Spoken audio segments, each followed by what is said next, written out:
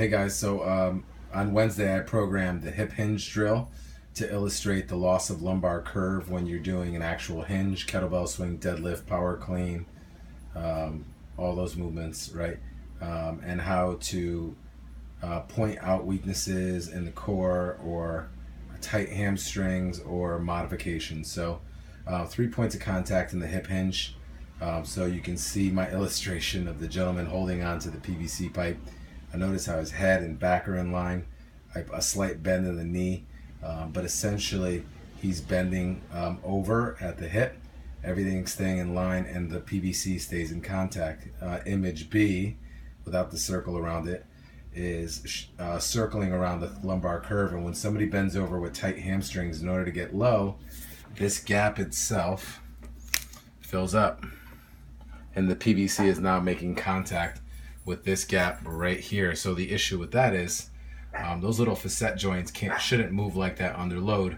So that is a big problem. So in tomorrow's conditioning workout, Carl said reference the hinge drill to teach the kettlebell swing, but that's what I was specifically talking about. So modifications for someone would be pulling off of plates to limit that pull so they don't have to bend over as far, lightening the load, and just sometimes pointing out that little issue can make the world of difference. So that's the hip hinge drill. There was one other point that I wanted to make, but I did forget, unfortunately. Oh, last thing, in terms of the angle, so bear with me. So I'm gonna call this a 45-degree angle, with this being 90 degrees. And so I would say anywhere in this world is appropriate if you have flexible hamstrings. But if you can't bend over and get to 45 degrees, your hamstrings are way too tight.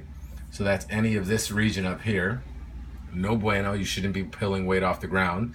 And then as far as this region goes, obviously, if you're too close to 90, you're hyper flexible. If you're right at 45, you're tight. So we're looking at that 70-degree angle, which would be the perfect angle for loaded hip hinge. So hopefully this video helps explain things.